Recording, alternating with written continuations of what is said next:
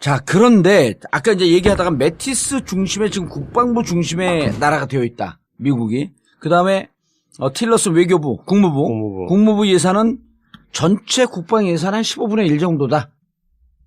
근데 우리나라 매티스가 얼마 전에 왔었어요. 예. 또 틸러슨 이번 한 바퀴 삥 돌고 가면서 아까 제일 처음에 얘기했던 것처럼 뭔 전쟁 나는 거 아니야? 이 분위기가 자꾸 하니까 왜 왔는지 매티스는 왜 왔고 틸러스는 왜 왔는지 우리 언론에 따르면 북한의 상황이 심각하므로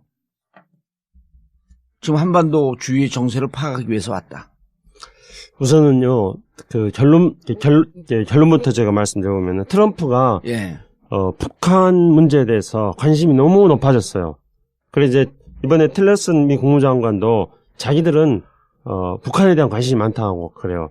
왜냐하면은 북한이 하도 사고를 치니까. 예. 그러니까 오바마 정부 때만 하더라도 북한 문제는 오바마 정부에서 완전히 후순위였습니다. 근데 지금 트럼프 정부 들어서 가지고 북한 문제는 우선순위에서 굉장히 높아졌어요. 처음에 그 선거운동할 때는 별 관심이 없었다 그랬잖아요. 예. 그런데 이제 북한이 계속 사고를 치니까 그래서 북한이 1월 달부터 1월 1일 날 김정은이 신년사에서 ICBM 대륙간 탄도미사일 개발의 마지막 단계에 와 있다. 그러니까 트럼프가 그렇게 되나 보자. 이렇게 일단 반응을 해줬잖아요. 그러면서부터 북한이 사고 칠 때마다 미국이 반응을 함으로써 이제 미국의 대외 정책에서 북한 문제는 굉장한 우선순위가 높아졌습니다. 그래서 심지어 2월 말에는 북한 문제만을 놓고 트럼프가 직접 매티스하고 틸러슨을 불러가지고 회의를 할 정도였습니다.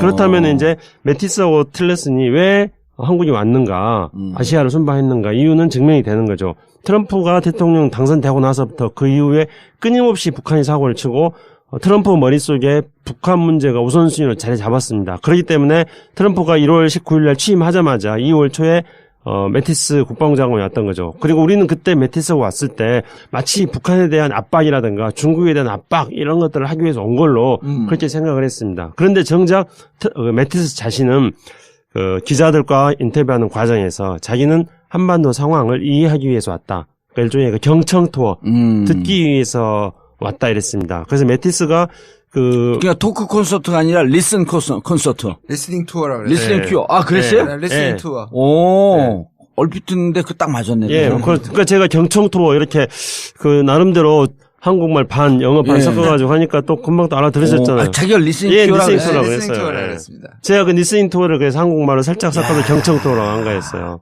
근데 그걸 또 센스 있게 딱 또. 그러니까 우리 언론에서 근데 왜 그런 얘기를 안 해요? 하긴 했어요?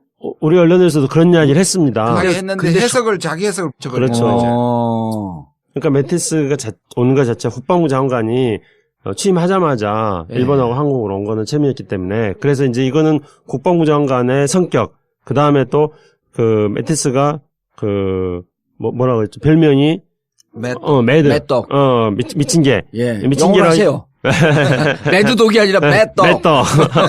그렇기 때문에 이제 틀림없이 강경책, 선제 공격이라든가 사드 배치라든가 이런 것들에 대한 강경책을 구사하러 왔을 거라고 언론에서 계속 풀었었던 거죠. 그리고 그러길 원했고. 네.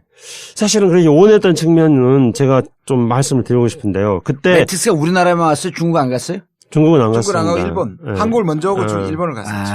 한미일이 어떻게 그다음에 됐지? 틸러스는 일본, 한국, 중국을.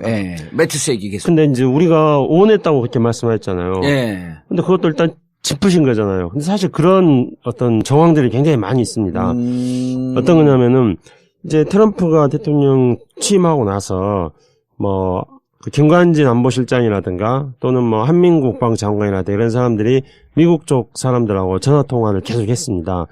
그래서 그 전화통화에 따라서 한국 국방부라든가 한국의 청와대에서 언론에다 어떻게 말했냐면은 한미 양국이 사드 배치하기로 합의했다. 그러니까 북한 핵과 미사일을 막기 위해서 사드 배치하기로 합의했다. 이렇게 언론에다가 말했어요. 그런데 정작 미국의 아무도 그 얘기를 하지 않았다면서요. 미국 국무부라든가 백악관에서는 사드 배치한다 이런 이야기가 없었습니다.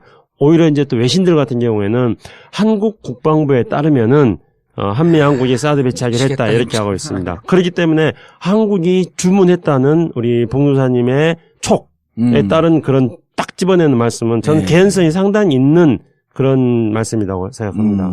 그러니까 매티스가 와갖고 사드 배치하겠다라고 하는 얘기도 하지 않았고, 그럼 미 국무부, 국방부, 외교안보 쪽에서도 사드 배치 얘기 안 했는데, 우리 언론이 메티스가 온 것은 사드를 배치하러 온 것이다. 그리고 그것을 마치 얘기한 것처럼 언론에 흘렸고, 그러니까 외신은 받기를 한국 언론에 따르면, 한국 정부에 따르면, 한국 정부에 국방부에 따르면, 예, 그렇게 나온 겁니다. 이번에 틸러슨 한번 보세요. 예. 틸러슨이 우리 중국 가가지고 사드 문제 해결해 줄 것처럼 막 에드블런 띄었잖아요. 예. 가서 아무 말도 안 했습니다.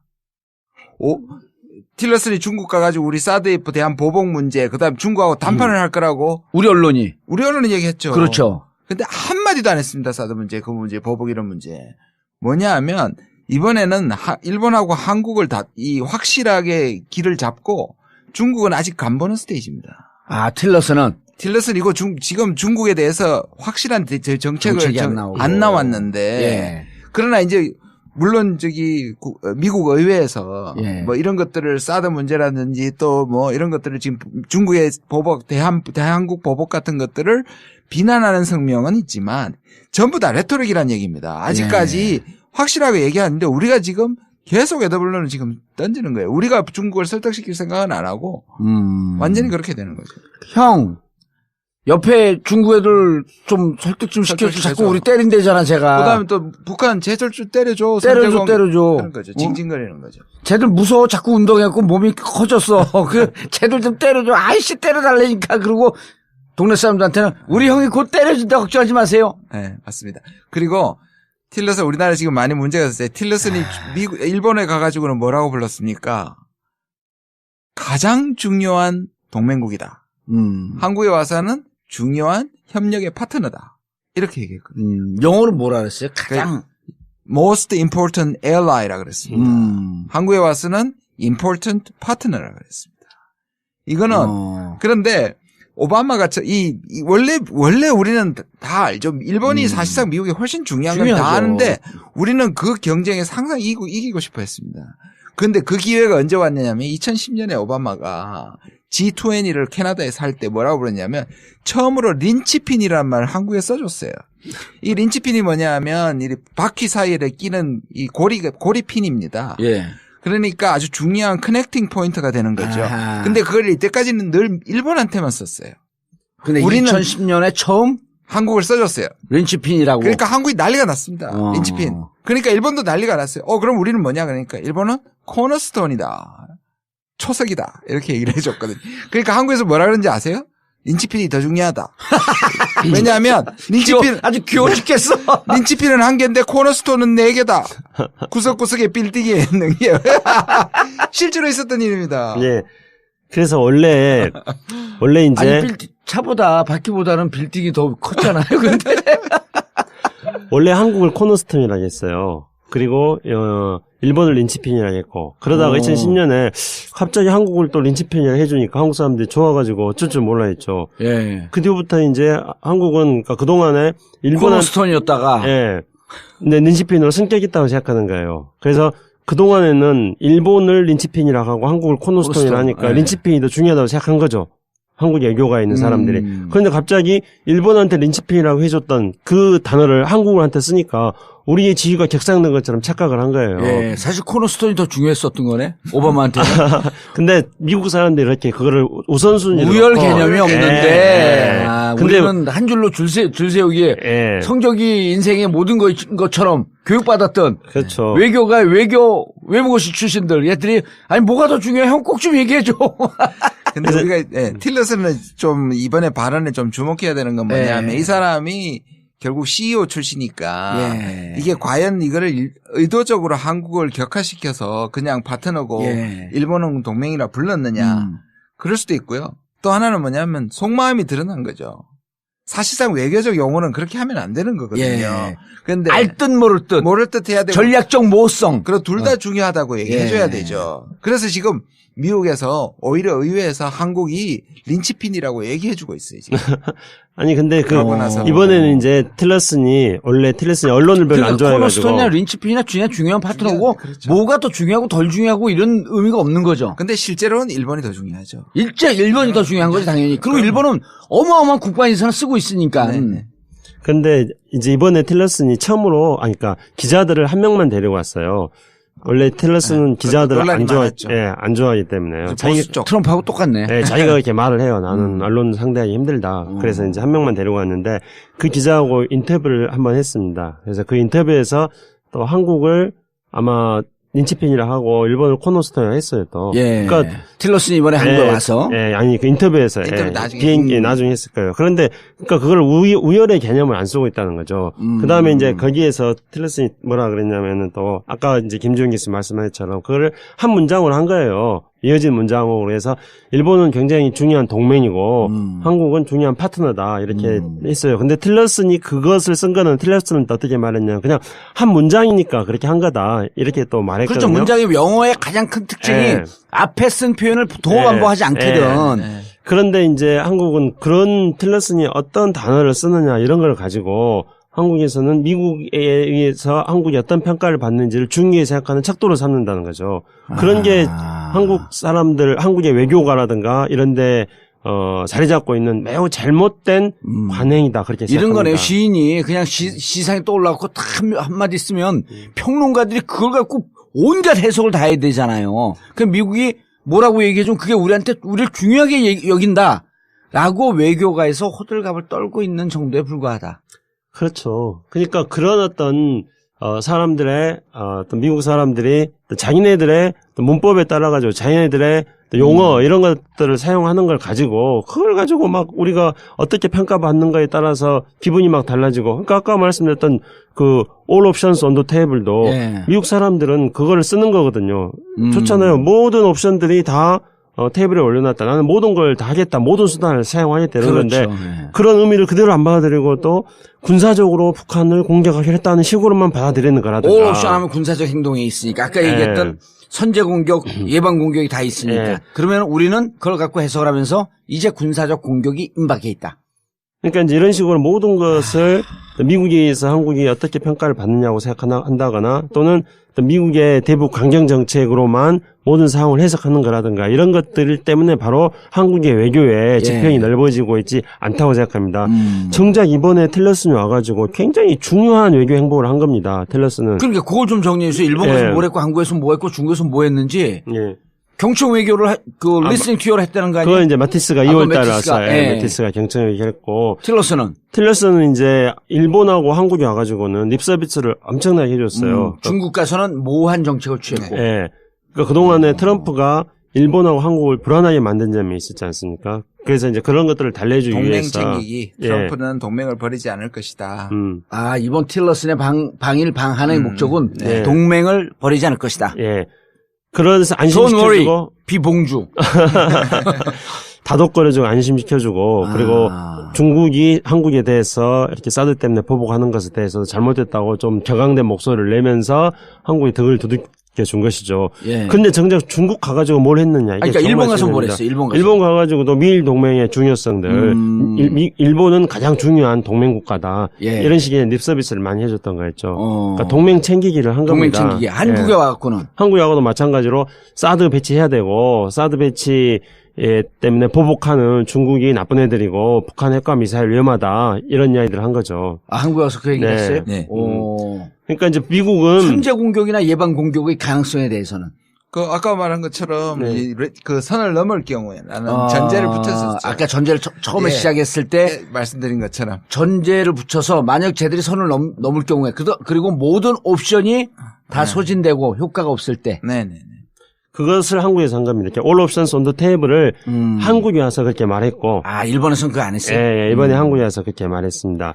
근데 원래 제가 자꾸 원래 all options are table 그런 말 잘 안 써요. Every option is on the table 그럽니다. 왜냐하면 거기에 표현이 약간 달라요. 막 뭉쳐져 있는 게 아니고 여기는 강경책부터 하나가 다 있다. 그런 표현을 하는 거는 every option is on the table. 실제로 그 말을 훨씬 더 그렇죠. 많이. every는 단수고 all은 복수거든요. 그러니까 그거는 every는 하나 지정하는 의미가 있기 때문에 거기 안에는 그 얘기를 하면서 우리는 이 전쟁이란 무력이라는 걸 딱 지정하는 그런 강조의 의미가 있기 때문에. every option 하게 되면요. 이번에 all option이라고 하는 것은 별 의미가 없었네, 그럼. 뭉뚱그려서 그냥 다 올린 거야. 그런 말을 잘 안 씁니다. 그래서 미국의 그런 옵션, 군사 옵션 할 때는 every option이라는 말을 훨씬 더 많이 씁니다. every option is on the table. 거기에는 every지만 그게 무슨 뜻이냐면 전쟁 무력도 있다는 걸 지정하기 위해서 그 표현을 많이 씁니다. 오히려 그게 더 훨씬 강렬하게 다가오죠. 강렬하게 다가오는. 네. 그 이번에 우리나라가 all options on the table 하게 되면은 그냥 뭐 이것도 저것도 뭐 하는 이것도, 느낌이 예. 정리 안 된 느낌이 좀 있지 않습니까? 아하. 그런데 우리는 거기서 아까도 얘기했듯이 군사적인 것만 빼내서. 네네. 그리고 자 그럼 여기에서 북한 핵 위험하다. 그리고 뭐 이런 모든 옵션이 다 소진된다고 한다면 이 군사적 그 행동할 수 있다. 네네. 정작 중요한 중국 가서는 우리가 여기서 얘기를 했을 거 아니에요. 그럼 틸러슨한테 좀 이게 지금 외교적으로 경제적으로 압박을 가하니 우리가 좀 힘들다. 그래 중국 갖고 좀 형 얘기 좀 해줘. 이런 부탁을 했어요? 안 했죠, 당연히. 우리가 안 했어요? 아니 우리가 틸러슨한테. 뭐 한미 간에 공동으로 예. 북한의 위협에 대해서 인식을 공동으로 하고 있고 그리고 북한의 핵을 폐기하고 미사일 폐기 나가는 데 있어서 중국의 역할이 중요하다. 이런 이야기들을 이제 한국에서 한 거죠. 한국에서 했죠. 예. 그러면 이제 중국에 가서 틸러슨이 어떻게 행동했느냐가 중요하지 않습니까? 그렇죠. 근데 이제 틸러슨의 행동은 왕이 외교부 장관만 만났나요? 아니면 시진핑을 만났죠. 시진핑도 만났어요. 예. 그리고 양제츠 국무위원도 만났고요. 무척 예우를 해준 거네 중국 입장에서는. 미국에서 국무장관이 가면 거의 만납니다. 예. 그랬는데 이제 작년부터 트럼프가 중국에 대해서 굉장히 강하게 때리긴 했지 않습니까? 예. 그런데 이번에 가가지고는 이제 트럼프의 방중 결과에 대해서 미국 언론들이 완전 실패한 저자서 외교다 이렇게 비판할 정도입니다. 틸러슨에 대해서. 예. 어허. 왜냐면은 그동안에 뭐 미국하고 중국 사이에서 가장 중요한 이슈로 부각됐던 것들이 중국이 불공정 모욕을 한다. 예. 뭐 이런 거라든가 또 남중국해 문제라든가. 그렇죠. 이런 문제들이 이거에 대해서 큰 소리를 칠 줄 알았는데 별로 큰 소리를 안 치고 오히려 이제 양국 공동성명 같은 것들을 발표하면서 틸러슨이 어떤 중국하고 미국이 앞으로 상호 존중하고 공동 발전한다는 식으로 이야기를 했습니다. 근데 틸러슨이 이렇게 서로 대립하지 않고 상호 존중하고 공동 발전한다 이렇게 말하는 거는 중국이 이야기하고 있는 이른바 중국과 미국의 신형 대국 관계. 그러니까 이제는 구형 대국이었던 러시아와 과거에 그러니까 소련과 미국이 싸웠던 그런 시대와는 다르게 중국과 미국은 새로운 대국이 됐으니까 새로운 대국은 두 나라들은 서로 충돌하지 말고 대항하지 말고 상호 존중하자는 것이 시진핑이 이야기하는 열 몇 자로 정리하는 이 신형 대국 관계입니다. 근데 그 시진핑 열 몇 자로 정리했던 상호 대항하지 말고 협조하고 공존하자 이런 용어들을 틸러슨이 사용해가지고 중국 사람들은 오히려 드디어 틸러슨이 신형 대국 관계를 받아들였다 이렇게 해석을 해버리고 있는 거예요. 근데 미국 언론들은 오히려 저자설기를 했다는 거고요.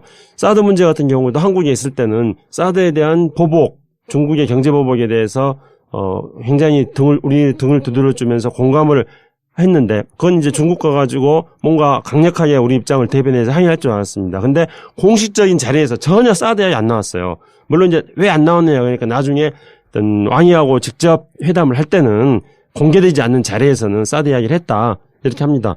그렇지만 공개적으로는 그런 이야기가 전혀 안 나왔어요. 검증이 안 되잖아요. 근데 하긴 했을 것 같아요. 왜냐하면은 중국의 어떤 언론들 같은 걸 보면은 북한이 며칠 전에 또 미사일 발사하려다가 실패했지 않습니까? 그러니까 실패한 걸 가지고 중국이 북한에 대해서 계속적인 제재를 하고 있는 게 효과적이었기 때문에 북한의 미사일 발사가 실패했다 이렇게 중국 언론 이야기해요. 그러면서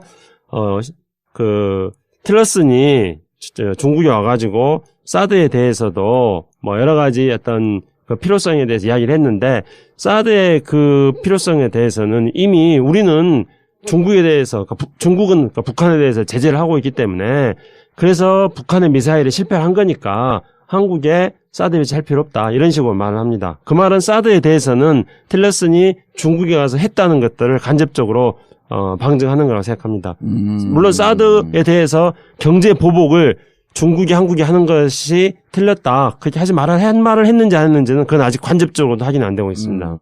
근데 저 같은 경우는 이 부분에 대해서 저는 아직까지 트럼프가 여러 가지 옵션을 던지고 아직 간보기 단계라고 저는 좀 생각을 해요. 예. 그래서 사실상 사람들이 이렇게 얘기하잖아요. 이번에 틸러슨이 가서 담판을 할 것이다. 이번에 안 해왔지 않았습니까? 그러면 강하게 밀어붙인다든지 담판 안 했단 말이에요.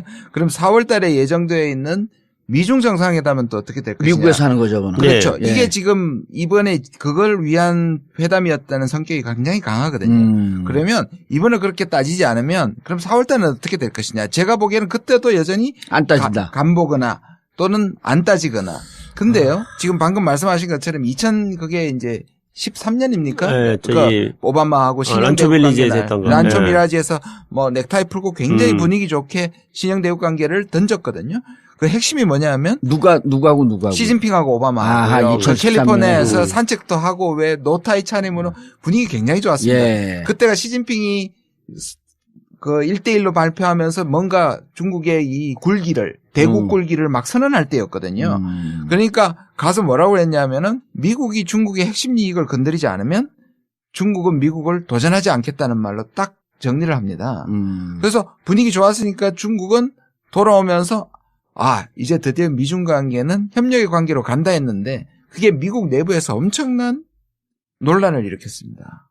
왜? 왜냐하면 그게 결국 중국의 도전이라고 받아들인 거거든. 니네가 언제부터 우리하고 친구 먹으려고 이 자식들 건방지게. 우리 핵심 이익이 아닌 게 어딨냐. 그럼 핵심 이익은 터치하지 말라는 소리로 들리는 거죠. 그렇죠. 우리 핵심 이익, 그러니까 우리가 핵심 이익이라고 규정하면 너희는 우리 타치하지 그렇죠. 마. 그 뒷부분이 아니고 도전하지 않겠다는데 방점이 아니고. 예. 그러니까 지금 나온 반응하고 되게 비슷합니다. 왜 그걸 받아들이면 저자세라는 거죠. 예. 그 내부에서는 그거를 안 해야 된다는 것과 오바마가 오히려 그 이후로 분위기 좋았던 이후로 중국에 대해서 더 강경해집니다, 사실은. 미국 내부 분위기가 부정적이니까. 예. 그래서 지금 나오는 얘기 중에 하나가 도로 오바마란 말이 굉장히 많이 나오거든요. 헬스케어도 그렇고 여러 가지로 트럼프가 얘기했던 엄청난 변화가 일어나기보다는 도로 오바마가 했던 정책을 강화시키거나 반복하고 있다. 그 중에 하나가 지금 나오는 게 이게 란초 미라지에서 나왔던 신형 대국 관계를 지금 도로로 가는 거 아니냐. 란초 미라지가 캘리포니아에 그 회담이 있었던 장소 이름입니다. 란초 미라지. 이번에 그래서 틸러슨이 가서 란초 미라지에서 시진핑과 오바마가 했던 그 모습을 다시 반복하고 왔다. 네, 그렇기 때문에 미국 언론이 그 란초 미라지에서 오바마를 비판했던 것하고 똑같이 지금 틸러슨을 비판하고 있습니다. 저자세 외교 순방을 하고 왔다. 유화 외교. 그런데 틸러슨이 이렇게 중국 가서 이런 행보를 하고 이렇게 저자세 행보를 한다는 거를 틸러슨이 단지 외교적 경험이 없기 때문에 CEO 출신이기 때문에 했을 것인가. 이제 일반적으로 언론들은 그렇게 보고 있거든요. 역시 외교 경험이 없기 때문에 중국한테 당했다 이렇게 보는데 저는 그렇게 보지 않습니다.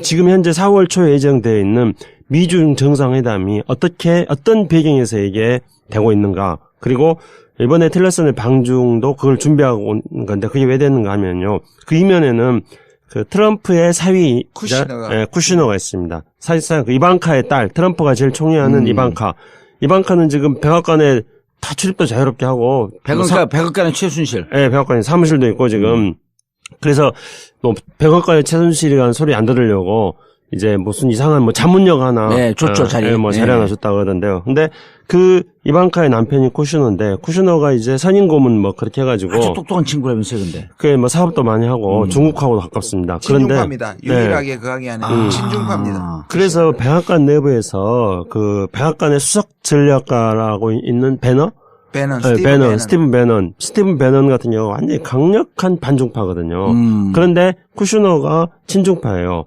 그래가지고 바로 그 백악관의 반중 세력들 사이에서 중국과 관계에 다리를 놓고 있는 사람이 쿠시너입니다. 근데 문제는 이 쿠시너가 그래서 시진핑하고 오바마의 정상회담을 지금 준비하고 있는 거고, 그러니까 틸러슨이 가서 저자세 외교를 한 게 아닌 거죠. 쿠시너하고의 뭔가의 어떤 플랜이 있어가지고 지금 움직이고 있는 겁니다. 쿠시너의 지시나 일정의 매뉴얼에 따라서 움직인 거예요. 그럴 가능성이 있는데요. 거기서 이제 우리가 주목해봐야 될 거는. 그럼 4월달 회담도 뻔하네요. 아니죠. 왜냐하면 여기는 지금 강력한 대중 정책을 요구하는 사람과의 권력적인 그렇죠. 지금 암투가 일어나고 그래서 제가 말씀드린 거 아직 트럼프의 대중 정책과 대북 정책은 정해지지 않았다. 그 내부에서 중국과 유화적으로 나가야 된다. 아니면 러시아와 손잡고 중국을 압박해야 된다라고 하는 양측 간의 그렇죠. 결투의 와중에서 트럼프는 어디로 갈지 거기에다가 아직은 전문용어로 띵킹 생각 중. 그리고 아까 말씀드린 것처럼 오바마 때 사람들과 관료 내부에서도 이것도 아직 정해지지 않은. 그러니까 지 마음대로 할 수도 없는 거네. 근데 말만 크게 치고. 쿠시노는 계속 추진해 나갈 겁니다. 예. 왜냐면은 쿠시노가 등소평의 외손주 사위죠. 예. 외손주 사위하고의 파트너입니다. 쿠시노가. 그래서 이 등소평의 외손주 사위는 중국의 안방보험이라는 그 브랜드인데요. 이건 지금 전 세계적으로 그 금융회사를 전부 다 쇼핑하고 있습니다. 금융회사를 사들이고 있고 부동산을 사들이고 있고 그 회사가 안방보험입니다. 우리나라 엘리안츠라든가 우리나라의 어디더라 동양생명이라든가 이런 데도 다 안방보험 애들이 다 산 겁니다. 안방보험이요? 예. 안방보험. 근데 이제 이 사람하고 쿠시노하고 굉장히 가까운 외손주 사위. 예, 등소평에. 근데 이제 등소평 그 중국의 입장에서 본다면은 현재 시진핑이 부정부패에 대해서 칼을 빼들었지 않습니까? 예. 그러면은 아무리 자기가 등소평 외손주 사위를 하더라도 그동안에 여러 가지 축적해 놓은 게 있는데 걸릴 소지가 있습니다. 그렇죠. 배임 횡령 100% 걸리죠. 그런데 그렇기 때문에 이 사람은 쿠시노하고 라인을 만들어 가지고 지금 현재 트럼프가 중국에 대해서 무역이라든가 이런 문제를 강경하게 나오는 노선을 바꾸려고 하고 있는 겁니다. 그렇게 해가지고 중국 내에서 자기 살 길을 찾는 거고. 자기 치적과 업적의 싸움으로 인해서 그렇죠. 나를 함부로 못 건드리게. 예. 어허. 그러면서 이제 또 쿠시노 같은 경우는 이쪽이 이제 부동산이라든가 국제적인 어떤 금융기관들을 다 사들이는 그런 큰 손이기 때문에 여기하고 손잡고 자기 비즈니스를 하려고 하는 거예요, 또. 쿠시노 쪽도 지금 뉴욕에 있는 많은 건물들 관련된 예. 그 현재 지금 사업을 하고 있는 사람이니까. 그러니까 대통령직을 이용한 또 자기 사업을 하고 있는 거네. 그렇기 때문에. 국정농단 세력들이네, 얘들도. 그래서 이 사람들이 바로 뭐 한국판, 미국판 뭐 최순실이나 예. 뭐 정윤회가 될 수 있는 소지도 있고요. 그러네. 이게 바로 트럼프가 탄핵으로 갈 수 있는 소지도 있는 겁니다. 왜냐하면 현재 미국 의회 내에서 물론 소수파이긴 합니다만 예. 의회에서 트럼프 탄핵을 추진하려고 하는 세력이 있습니다. 근데 저는 트럼프 탄핵이 만약에 몇 년 후에 현실화됐을 때는 그 불씨가 두 가지가 있을 거라고 생각합니다. 쿠시노하고 예, 이방카도 또 사업을 해요? 예, 사업을 하고 있기 때문에요. 그리고 트럼프 자신도 사업을 하고 있습니다. 그러니까 트럼프가 지금 아들한테 넘겼지만 사실상 대리 사업을 하고 있죠. 예. 그래서 이제 이렇게 트럼프와 트럼프의 딸 사이가 하고 있는 사업과 관련된 문제가 하나가 있을 것이고. 이런 거네. 예를 들어 박원순 시장이 의류 제작을 하다가 느닷없이 시장이 돼. 이방카 의류 사업을 하고 있었습니다. 그래요? 그래갖고 전 공무원들에게 자기 회사 옷을 일단 입히게. 그 다음에 백화점에 우리 물건을 다 넣고. 그러니까 서울시장직도 직이지만 서울시장직을 이용한 옷장사를 하는 거야. 이방카가 옷 사업을 해요? 옷 사업을 합니다. 그래서 이방카의 옷을 또 저기 해주잖아요. 홍보해주잖아요. 그러니까 노드스트롬이라는 그 미국의 유명한 그 백화점에서 이방카 옷을 빼버렸어요. 그랬더니 왜 뺐냐고 또 항의를 해가지고 소송 걸리게 생겨 있어요, 지금 현재. 예. 아니, 제가 근데 어떻게 의류회사를 찍었지? 그러니까. 진짜 촉 끝내주네. 그러니까. 그래서 지금 현재 미국의 의류회사들은 이방카가 자기 아버지 백으로 일종의 불공정 경쟁을 하고 있다. 그렇게 지금 소송을 하려고 하고 있습니다. 예, 이방카 있고 쿠시노 있고. 예, 그 다음에 또. 두 번째가. 그 첫 번째, 두 번째 이제 아까 김지원 교수님이 슬쩍 지나가는 이야기를 했습니다만 러시아 커넥션입니다. 계속 스파이 도청했냐. 예. 근데 그건 제가 좀 설명을 드릴게요. 그거는 지금 굉장히 크게 이제 거의 워터게이트하고 비슷한데요. 이 코메이라는 그 FBI 국장이 있습니다. 그 사람이 사실상 트럼프의 등장에 1등 공신입니다. 그렇죠. 거의 뭐 개국 공신급인데 왜냐하면 그 지지율이 차이가 많이 났을 때 10일 전에 대선 10일 전에 그 이메일 스캔들 재수사하겠다고 힐러리 클린턴을 해가지고 완전히 난리가 났고 그때 10% 이상 격차를 줄였어요. 그런데 이 사람이 하고 나니까 오히려 이 미국이 그런 의미에서 정보는 국가의 안보와 정권의 안보를 구별한 거죠. 그리고 근데 이게 이제 그 플린이 아까 말했던 플린도 러시아 내통설로 잘렸잖아요. 뭐냐면 이 사람이 미리 만나가지고 우리가 지금 칠러 정책을 할 거고 대러 경제 대책 우크라이나 침공한 것 때문에 크림 전쟁 때문에 그걸 풀고 경제 제재를 풀겠다는 약속을 거의 해준 걸로 지금 소문이 난 거거든요. 그런데 그거를 이제 사임을 했지 않습니까? 근데 이게 더 커진 거예요. 뭐냐면 두 가지입니다. 하나는 그 민주당의 그 중앙위원회 전국위원회에 이메일을 해킹을 해가지고 예. 러시아가. 이건 거의 확실하고요. 그럼 두 번째는 뭐냐면 아까 말한 것처럼 플린이나 이 고위 인사들이 러시아 그 대사하고 만나가지고 얘기를 합니다. 그게 다 드러난 건데 지금 코미가 이 청문회에 나와가지고 뭐라 그랬느냐 하면 근데 이걸 물타기를 했어요 또. 이 트럼프가. 오바마가 오히려 날 도청했다. 그렇죠. 그렇게 했었죠. 했었죠. 물타기를 예. 했는데 나와서 딱 이렇게 얘기해 줍니다. 근거 없다 그 소리. 오바마가 도청한다는 근거 없다. 그러니까 허빈 FBI 국장이 그렇게 말한 FBI 겁니다. 얘기를 하고 그다음에 그 의혹 러시아 내통설은 공식 수사하고 있다고 얘기했어요. 아니 저기를 트럼프를 도와줬다 왜 느닷없이 그래요? 그러니까 이 사람은 그게 정권의 안보가 아니라 국가의 안보. 진정한 국가의 안보를 하는 아주 감동적인 순간이죠, 이거는. 그러니까 이 코미의 코메이. 코메이라고 하는데 COMEY입니다. COMEY 코미라고 하는 사람이 자, 힐러리 클린턴을 수사하겠다라고 하면서 결국은 결정적으로 트럼프가 들어오는데 견인차 역할을 해줬는데 네. 막상 들어와 보니까 러시아하고 내통이 돼 있는 것 같아. 네.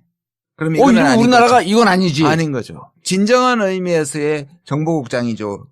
근데 이게 더 재밌는 거는 이 정도로 영화네, 영화. FBI가 공식 수사한다는 말은요. 예. 의혹을 그거는 물증이 있다는 얘기입니다. 이미 잡아놓고 수사도 어느 정도 됐고 예. 너네 이제 딱 걸렸어. 확실히 캠프에 누군가는 확실히 내통을 했고요.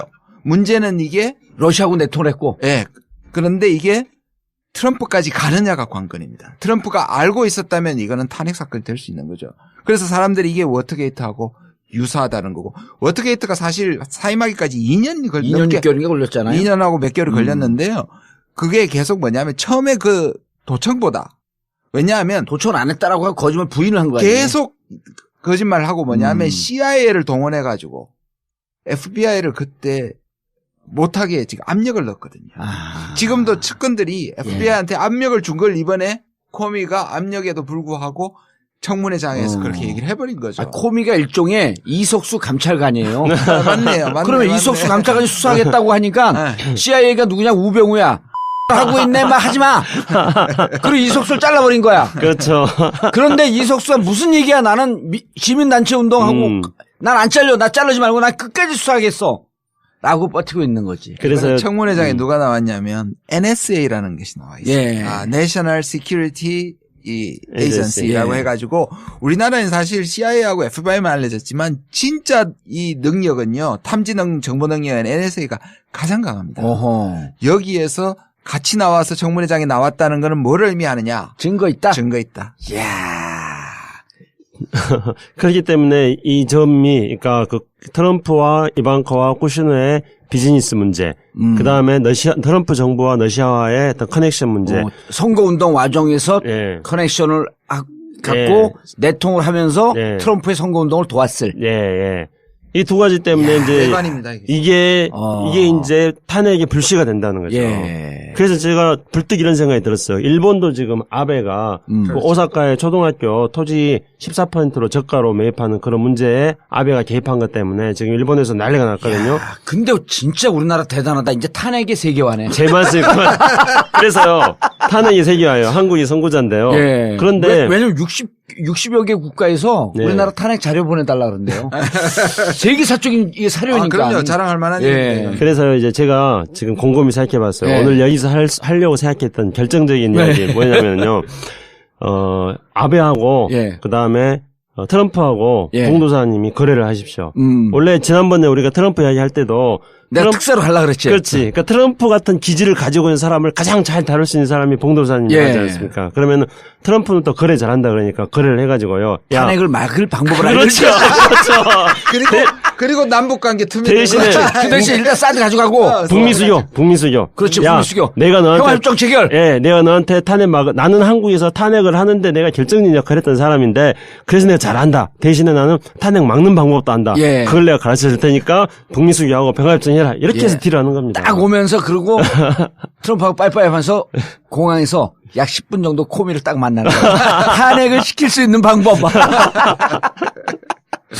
야, 아니 그런데 이제 그럼 북한이요. 북한은 어떤 입장이에요? 북한은 패를 안 깠죠. 트럼프한테. 북한은 지금까지 했던 패를 깐 두 집단이 있잖아. 아베는 패를 다 깠어. 예. 뭐 일자리 얼마 만들겠다고 막 큰 소리 예, 쳐줬고. 70몇만 한국도 년 다 깎고. 한국도 한국 처음부터 벌거숭이고. 아니, 그러니까 한국은 카드가 국방부 없어요. 장관, 외교부 장관이 다 깐 거 아니에요. 환경까지 깠고. 환경 마지막 깔 거 있는데 가발 벗어야 되는. 그러니까 이제 트럼프는 자신이 미치광이 전술을 쓰고 있기 때문에 예. 저 김정은이 저게 지금 현재 미치광이 전술을 쓰고 있는 건지 아니면 진짜로 미친놈인지 잘 모르겠다. 지금 트럼프가 계속 그 생각 헷갈리고 있는 거예요. 자기가 미치광이 전술을 쓰니까 김정은이 하는 짓을 아무리 봐도 저게 미친 짓인데 맨날 미사일 쏘대고 뭐 이런 게 근데 저게 진짜로 미쳐서 그런 건지 자기처럼 전술을 쓰는 건지 모르겠다. 지금 트럼프가 이렇게 헷갈리고 있는 상태입니다. 그렇기 때문에 북한 문제에 대해서 특별하게 대책 회의까지 하고 뭐 그런 식의 좀 관심에 있어서 우선순위가 되어버렸어요. 그거는 네. 북한의 무기가 위협할 만한 수준까지 왔다라고 하는 것이 지금 현재 그렇죠. 그러니까 미국이 가장 걱정하고 있는 트럼프가 걱정하고 있는 거는 또 며칠 전에 쐈던 북한이 무슨 그 ICBM급 그 미사일을 발사할 수 있는 일단 로켓 실험을 한 거거든요. 보조 엔진까지 있고 보조 그다음에 엔진 4개 김정은이가 막 기술자도 없고 그런 사진. 네. 그래서 그거를 북한이 무슨 3.18 혁명이라고 3.18 혁명이라 말했습니다. 그랬죠. 근데 그 전에 이제 재작년에 북한이 핵실험이나 미사일 발사 실험을 할 때는 자기들의 군사 기술 비밀과 관련되어 있는 구체적인 정보까지 계속 이야기하면서 자기들의 군사 기술 수준이 굉장히 높다고 이야기했어요. 약간 좀 뻥의 가능성이 좀 있는 과장된 부풀리는 일부러 SLBM도 완전 성공했다. 이 얘기를 했었잖아요. 그러면서 그것에 대해서 구체적인 그 재원이라든가 군사 기밀과 관련된 사항들 이렇게 공개를 한다는 거죠. 그러니까 자기 말에 대해서 맞다는 것을 입증시켜주기 위해서 보통이면 군사 기밀이기 때문에 그걸 덮어야 되는데 계속 그것을 공개를 한다는 겁니다. 예. 그걸 통해 가지고 자신들의 군사 기술이 실제로 높은 수준에 도달했다는 것을 입증시키려고요. 근데 이번에 그 쐈던 거 있지 않습니까? 엔진 실험했던 거에 대해서는 구체적인 거 안 밝히고 있어요. 그러면서 그냥 추상적으로 말하고 있습니다. 이건 무슨 뭐 3.18 혁명이네 어쩌네 저쩌네. ICBM에 장착할 수 있는 엔진이다. 네, ICBM. 근데 지금 미국에서는 이게 ICBM용 엔진일 거라고 지금 미국 측에서는 판단을 하고 있어요. 예. 그래서 이제 미국 정부 입장에서 이게 가장 큰 문제가 되고 있죠. 그래서 북한은 끊임없이 이와 같은 방식으로 어떤 미사일 기술을 계속 향상시키고 그리고 핵실험 계속 나가면서 우리하고 대화하자. 이게 북한식 방식, 그러니까 트럼프는 이해할 수 있을 것 같아요. 그러니까 지금 트럼프하고 사실 비슷한 거예요. 왜냐하면 그렇게 얘기하면서 지금 예를 들자면 지금 또 24일에 이 기사가 나왔는데요. 23일 그 러시아에서 북한 참사관이 러시아에 가가지고 이런 얘기를 합니다. 지금 미국의 강경책 때문에 우린 육자회담을 바라는데 미국의 강경책 때문에 육자회담이 안 된다. 그래서 오히려 러시아한테 가서 좀 중재를 요청하는 듯한 그 요청을 하거든요. 그다음에 지난번에 누굽니까? 최선희도 미국이 어떤 결정을 할 건지 지켜본다는 것부터 시작해서 사실 대화론도 사실 저기 나오고 있거든요. 그리고 실제 무력 군사 실험도 하고 있는 거죠. 북한도 말씀하신 것처럼 카드를 까기보다는 사실 다 던지고 있는 거죠. 그러니까 둘 다 뭘 할지 모르는 산만하기엔 똑같은 인간 아니에요. 김정은도 그렇고 트럼프도 그렇고. 트럼프가 그런 생각을 하지 않을까? 어린 놈이 나하고 참 많이 닮았네. 근데 이게 그만큼 북한 문제가 해결이 어렵다는 것도 얘기하는 겁니다. 오히려 중국이나 러시아는 카드가 있지 않습니까? 여러 가지 카드가 있는데 그렇죠. 자기는 지금 분명히 오바마하고 다르다고 얘기했는데 사실상 할 게 없는 거야. 할 게 없는 거예요. 북한한테 할 수 있는 마땅한 만병통치가 될 수 있는 육자회담 안 한다라고 하는 것만 분명히 얘기를 했어. 별 도움이 안 된다. 그럼 뭐 할래?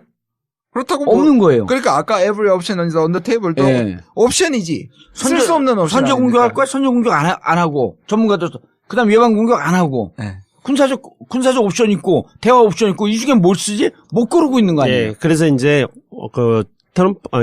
미국이 얘기하는 건 어쨌든 all options are on the table인데 그거는 옛날에 됐던 이야기예요. 그러면 과연 뭐가 다른가? 그러니까 이제 아까 틸러스가 와가지고 한국에서 했던 말 중에서 전략적 인내는 끝났다 이런 말을 했거든요. 그렇죠. 그런 말이 좀 불안하더라고.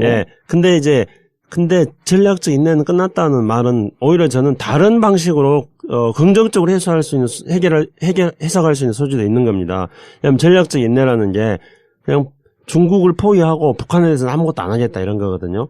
그런 건데 전략적 인내는 끝났다 해놓고 그러면 뭐냐 하는 게 없는 거예요. 근데 현재로서 우리가 추정은 해볼 수 있습니다. 그러니까 지금 이제 3월 말에서 4월 초까지 미국의 대북 정책을 짜겠다 그럽니다.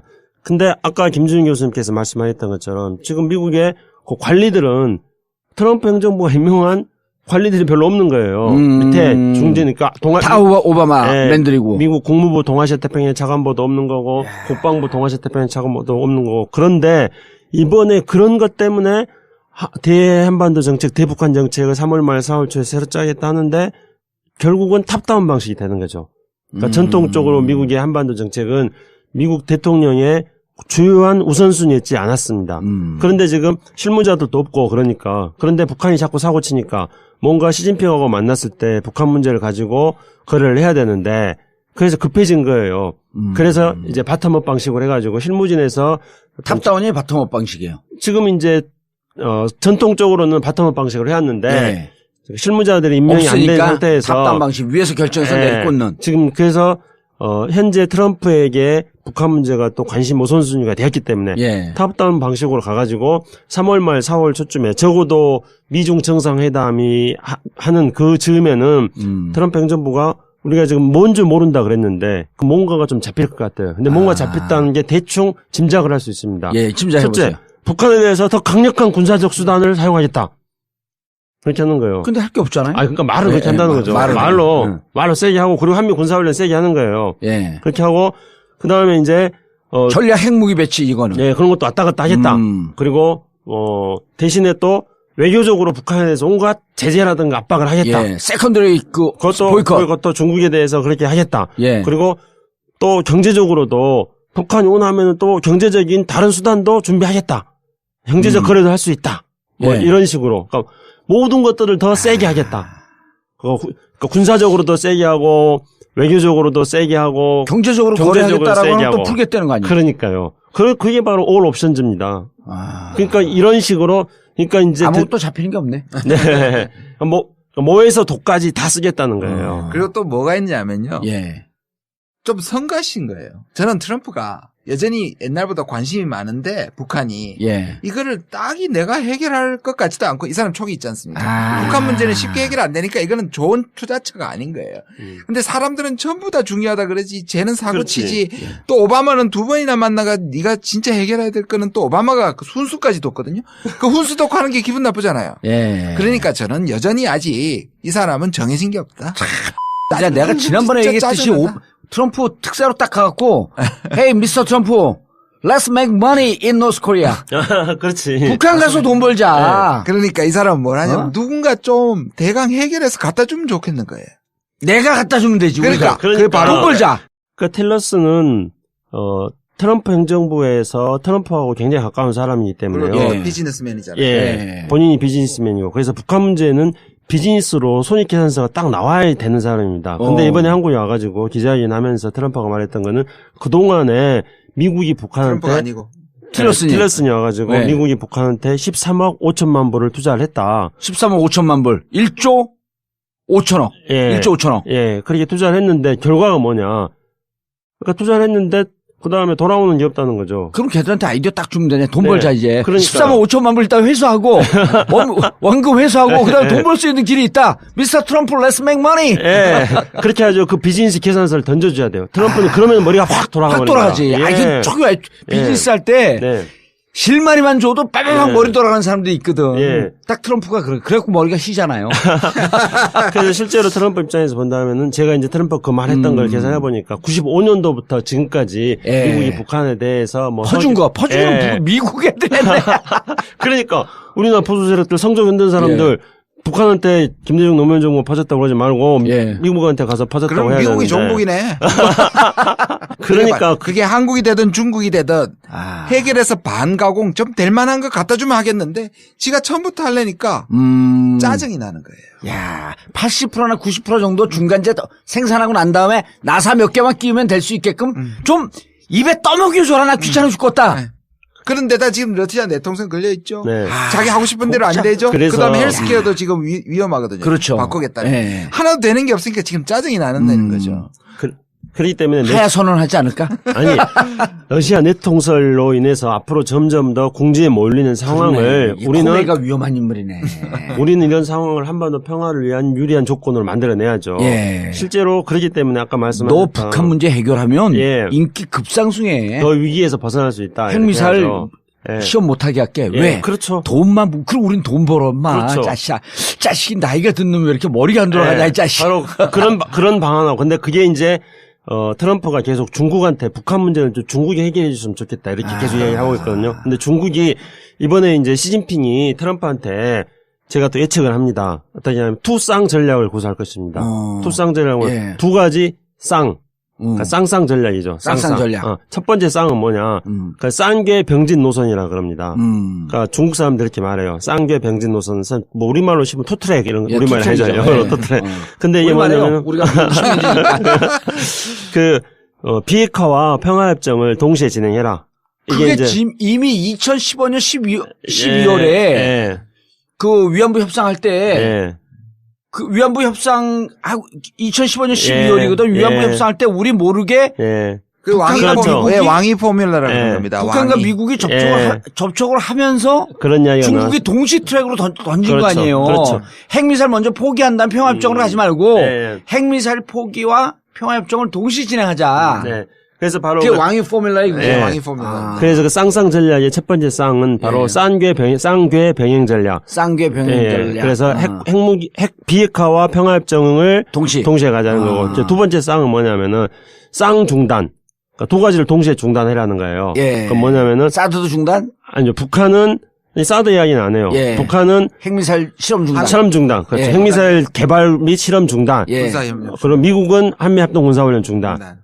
쌍중단해라. 그래 이제 투쌍 전략이라고 제가 이제 이름을 붙였는데 이 투쌍쌍이면 쌍쌍 아니에요. 그러니까 쌍쌍 전략. 우리 그 옛날에 그 저기 아버지가 중국집 한 게 쌍쌍회관이에요. 그래서 이제 이번에 이번에 그 4월달에 만약에 미중 정상회담이 열리면은 그런 문제를 가지고 그러니까. 시진핑은 중국 너희들이 조금 해봐라. 이렇게 하니까. 동시 전략일 가능성이 있네. 네. 그러면 이제 시진핑은 이렇게 하겠다고 이제 내 던지는 거고. 이 소위에서 이제 뭔가 조율이 될 거라고 생각하고요. 그러나 이제 우리가 복합적으로 생각해야 되니까 우리도 쌍괴 그 병진 전략으로 해가지고. 트럼프의 탄핵으로도 갈수지도 모르는 그 탄핵의 불씨가 던져져 있는 트럼프 위기 상황 하나 하고. 그 다음에 북미 평화협정, 북미 관계 개선과 한반도 평화협정. 이 두 가지를 우리도 우리 같이 저는 한 발 더 나가갖고 이렇게 해야 돼요. 평화 해결하게 되면 북한 핵미사일 안 하거든. 핵미사일 포기하고 우리가 평화는 곧 돈이거든. 돈도 벌어야지 돈. 트럼프 돈 벌어야지. 그러면서 북한의 개발 계획에 대해서 남북 미가 공동 개발이 들어가는 거예요. 중국 싹 빼놓고. 트럼프는 모든 게 다 그렇게 넣어야 될걸요. 지금 접경 쪽에서 아니 그러니까 사과해야 돼요. 이게 사과해야 돼. 아니 접경을 하는데 북한의 전체 개발 계획을 우리가 머릿속에 또 있잖아요. 그리고 북한의 1차 혁명하고 2차 3차를 안 했기 때문에 4차 혁명으로 바로 갈 수 있는 거예요. 거기는 또 어마어마한 개발 플랜이 있으니까. 그런데 중국한테 좀 한 5% 놓치지 뭐. AIIB가 아니라 NIIB 하면 되죠. 노스코리아 인프라 인베스트먼트 뱅크. 예? 근데 북한 이제 투자 개발 은행을 만드는 거야. 우리가 너무 낙관적인데요. 제가 좀 딴지를 좀 걸면 이게 이제 소위 쿠시너와 지금 친중 중국과 협치를 하는 거잖아요. 그렇죠. 그래서 일종의 중국과 미국의 카르텔이라고 볼 수 있는 거거든요. 실제로 중국은 가끔 이렇게 카르텔을 하거든요. 그런데 여기에 반대되는 세력, 특히 군부 세력은 그 오바마의 재균형 정책을 계속 해야 된다는 아주 강력한 세력이 있는 거예요. 재균형 정책, 그러니까 중국을 견제해야 된다. 중국이 그리고 지금 이참에 한미일 동맹을 만들어가지고 결국 사드를 해서 MD를 설치해가지고 왜냐하면 이 사람들은 누구냐면요. 트럼프 골치 아프겠다. 골치 아프죠. 이 사람들이 누구냐면 네오콘들이거든요. 그렇죠. 네오콘. 이 네오콘들이 어디서 실패했냐면 이 네오콘들이 등장했을 때 아들 부시가 등장했을 때 뭐냐. 빨리 아프간하고 이라크 전쟁 끝나면 다음 중국을 딜해야 된다. 중국을 막아야 되는데 전쟁이 길어지면서 그때 놓쳐버렸거든요. 지금 뭐라고 생각하냐면 그때 놓쳐서 중국이 이렇게 커졌고 못 막았다고 생각해요. 지금이라도 빨리 이렇게 막지 않으면 예. 안 된다는 거. 그래서 사드도 알박기를 빨리 한 거고 이 세력이 있거든요. 그러니까 이 협치 세력과 봉쇄 세력이 동시에 지금 존재하고 동시에 존재하고 아니 아직 승부가 나지 않았다. 해야 할 것 같다. 앞만 봐도. 알겠습니다. 오늘 무척 얘기를 많이 했어요. 네, 시간이 어느새 많이 지났네요. 예, 근데 이 얘기를 우리가 이렇게 재밌게 하면 사람들이 이게 큰 공부가 돼요. 네. 진짜. 그리고 한반도 문제 얘기 안 하잖아요. 네. 네. 공중파에서도 안 하죠. 좋은 표현에서 안 하죠. 팟캐스트에서도 안 해요. 네.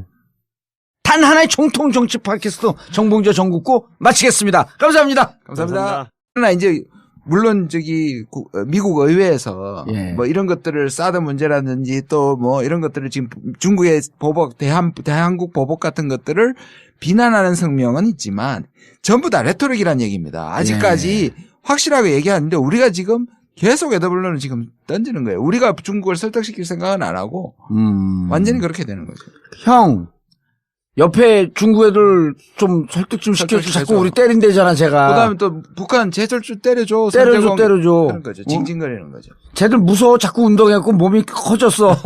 쟤들 좀 때려줘. 아이씨 때려달라니까. 그리고 동네 사람들한테는 우리 형이 곧 때려준다 걱정하지 마세요. 네, 맞습니다. 그리고 틸러슨 우리나라 지금 많이 문제가 있었어요. 틸러슨이 일본에 가가지고는 뭐라고 불렀습니까? 가장 중요한 동맹국이다.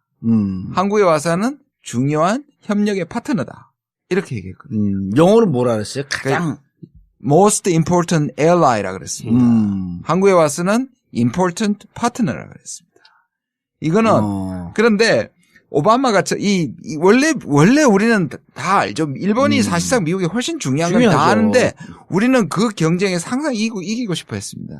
그런데 그 기회가 언제 왔냐면 2010년에 오바마가 G20를 캐나다에서 할 때 뭐라고 그러냐면 처음으로 린치핀이라는 말을 한국에 써줬어요. 이 린치핀이 뭐냐 하면 이 바퀴 사이에 끼는 이 고리핀입니다. 예.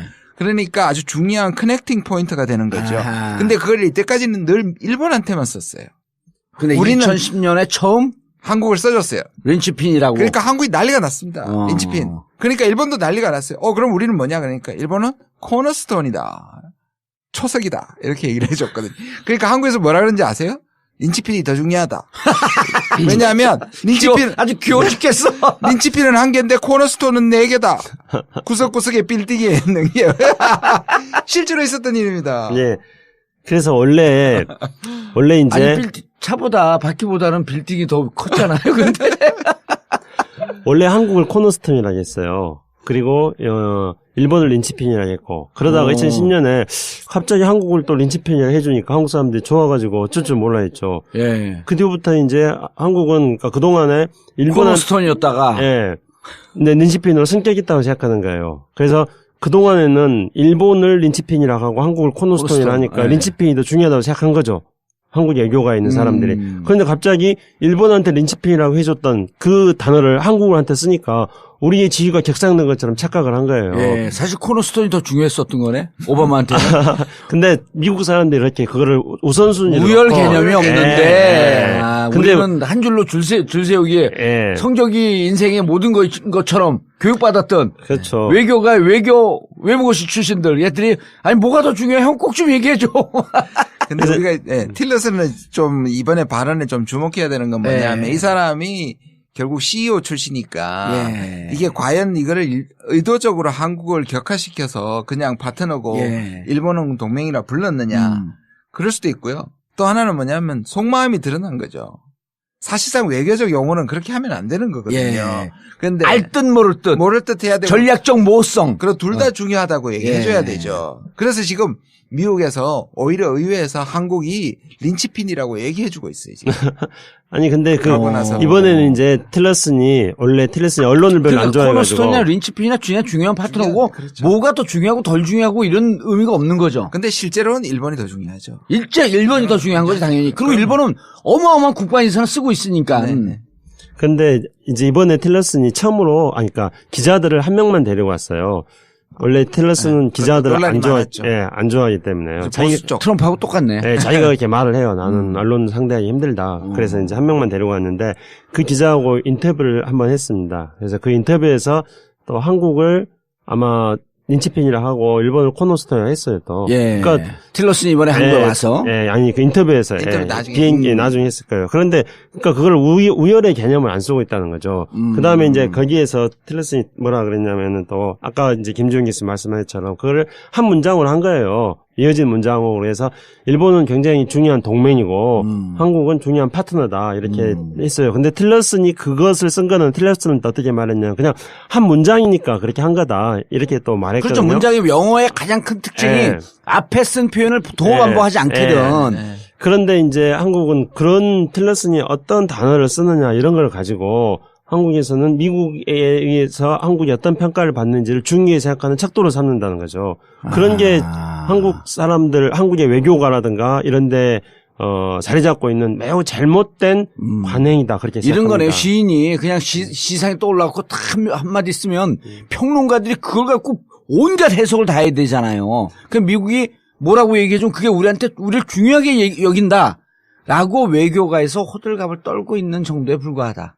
그렇죠. 그러니까 그런 어떤 사람들의 어떤 미국 사람들이 자기네들의 문법에 따라 가지고 자기네들의 용어 이런 것들을 사용하는 걸 가지고 그걸 가지고 막 우리가 어떻게 평가받는가에 따라서 기분이 막 달라지고 그러니까 아까 말씀드렸던 그 all options on the table도 예. 미국 사람 이야기를 했습니다. 하게 했는데 해석을 자기 해석을 붙여버린 그렇죠. 거죠. 그러니까 매티스가 오는 것 자체 국방부 장관이 취임하자마자 예. 일본하고 한국으로 온 거는 처음이었기 때문에 그래서 이제 이거는 국방부 장관의 성격 그 다음에 또 그 매티스가 그 뭐라고 했죠 별명이 매드 매떡.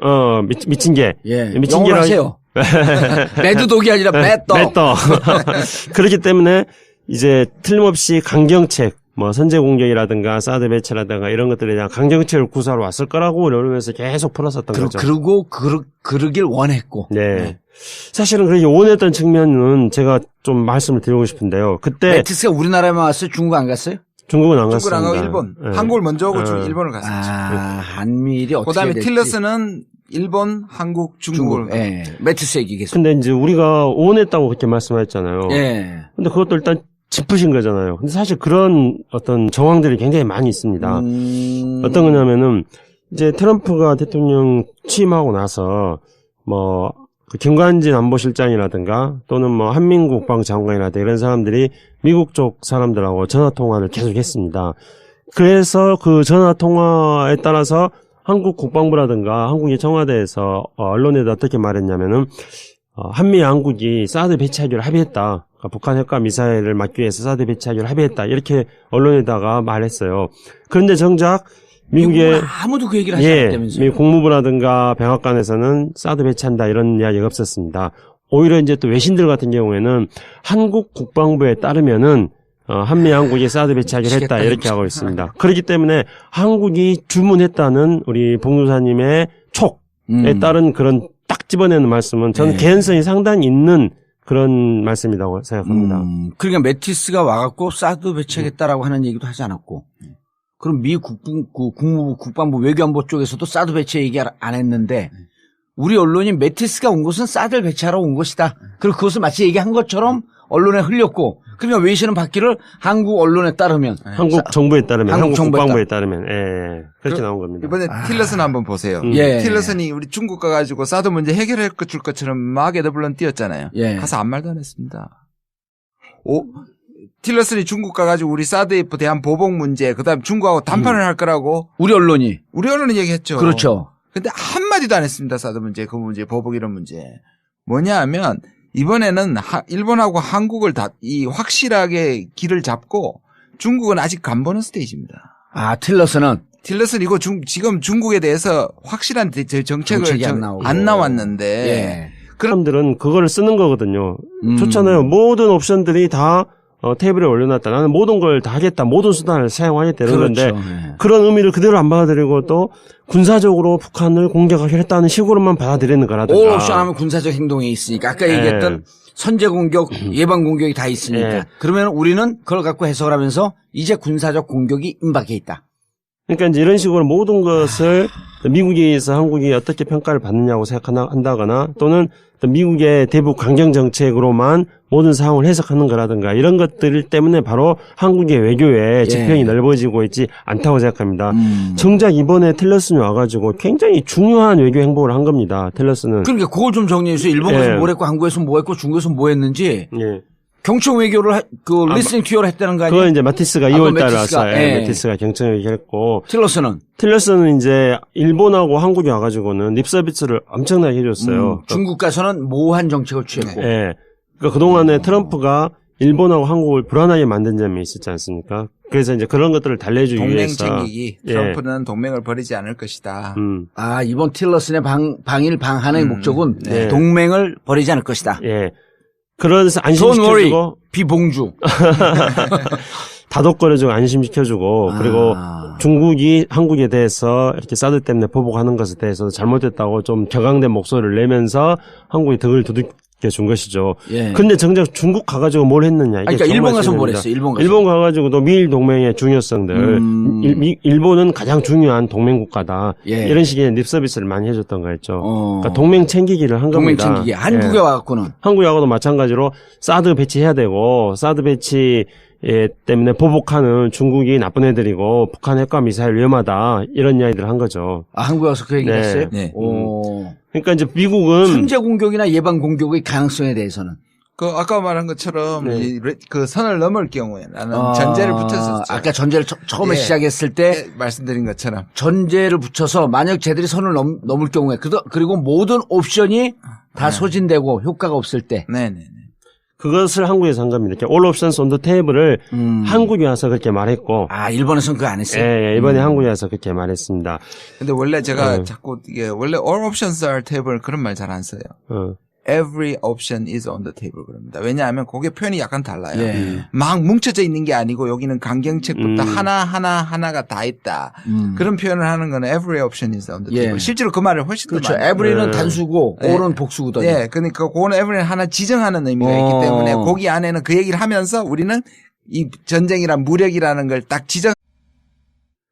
자, 그런데 아까 이제 얘기하다가 매티스 중심의 지금 국방부 중심의 나라가 되어 있다. 미국이.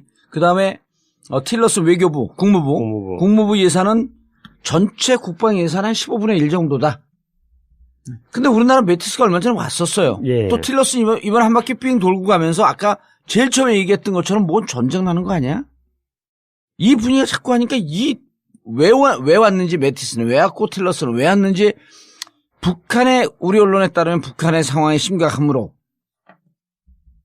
지금 한반도 주위의 정세를 파악하기 위해서 왔다. 우선은요, 그 결론부터 제가 말씀드려보면 트럼프가 북한 문제에 대해서 관심이 너무 높아졌어요. 그래 이제 이번에 틸러슨 미 국무장관도 자기들은 북한에 대한 관심이 많다고 그래요. 왜냐하면은 북한이 하도 사고를 치니까. 그러니까 오바마 정부 때만 하더라도 북한 문제는 오바마 정부에서 완전히 후순위였습니다. 근데 지금 트럼프 정부 들어서가지고 북한 문제는 우선순위에서 굉장히 높아졌어요. 아, 처음에 그 선거운동할 때는 별 관심이 없었다 그랬잖아요. 예.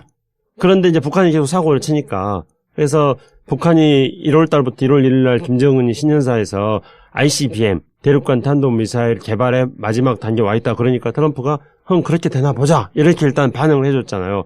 그러면서부터 북한이 사고 칠 때마다 미국이 반응을 함으로써 이제 미국의 대외 정책에서 북한 문제는 굉장한 우선순위가 높아졌습니다.